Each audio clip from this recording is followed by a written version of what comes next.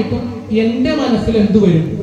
ഈ വസ്തുവിനോടൊരു അറ്റാച്ച്മെന്റ് വരും. അത് ഞാൻ ഉണ്ടാക്കിയ വസ്തുവാണ്, ഉറപ്പല്ലേ?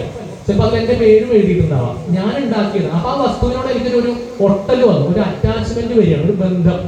ആ ബന്ധം തന്നെയാണ് നമുക്ക് നമ്മുടെ മക്കളോടൊക്കെ ഉണ്ടാവുന്നത്, എന്നിൽ നിന്നുണ്ടായതാണ്. അപ്പൊ സ്വാഭാവികമായിട്ടും അതിന്റെ കയ്യിലോ കാലിലോ മുറിവ് പറ്റുമ്പോ എന്റെ മനസ്സിലൊക്കെ വേദന ഉണ്ടാവും, ഉറപ്പല്ലേ? അങ്ങനെയാണ്. ഇതുപോലെ എനിക്ക് ഇങ്ങനെ ഞാനൊരു വസ്തുവിനെ സൃഷ്ടിച്ചു കഴിഞ്ഞാൽ എനിക്ക് അതിനോട് ഒരു മമത ഉണ്ടാവില്ലേ ഭഗവാനെ എന്നൊരു ചോദ്യമാണ് നമ്മളൊക്കെ മനസ്സിലാക്കേണ്ടതാണ്. എനിക്ക് അതിനോട് അമിതമായിട്ടുള്ള അറ്റാച്ച്മെന്റ് വരില്ലേ എന്നൊരു ചോദ്യം ബ്രഹ്മദേവൻ ഭഗവാനോട് ചോദിച്ചു. അപ്പൊ പറഞ്ഞു, നല്ല ചോദ്യമാണ് ബ്രഹ്മദേവ. എന്താ മറുപടി എന്നറിയും?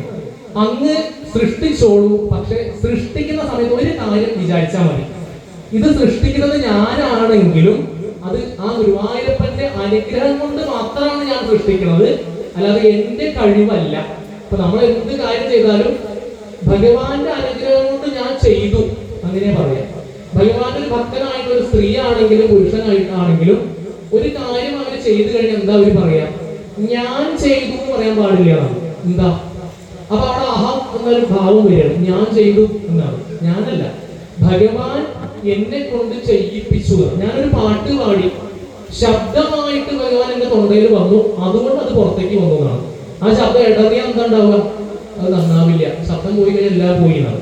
ഭഗവാൻ എന്നിലൂടെ ചെയ്യിപ്പിച്ചത് കൊണ്ട് ഞാനത് ഭംഗിയായിട്ട് ചെയ്തു ഭഗവാനെ എന്നൊരു ഭാവത്തിൽ അങ്ങ് ചെയ്തു കഴിഞ്ഞാൽ അങ്ങേക്ക് കർമ്മബന്ധം ഒരു വസ്തുക്കളോടും ഉണ്ടാവില്ല ബ്രഹ്മദേവ എന്നൊരു ഉപദേശം കൊടുത്തിട്ടാണ് തൃതീയ സ്കന്ധത്തിലെ കഥകളെ ഞാൻ ചുരുക്കുകയാണ്, കാരണം സമയത്തിന്റെ പരിമിതി. അത് ഞാൻ ചുരുക്കുന്നതിൽ പറയേണ്ട കാര്യം ഇപ്പൊ പറഞ്ഞത് അത് പറഞ്ഞു.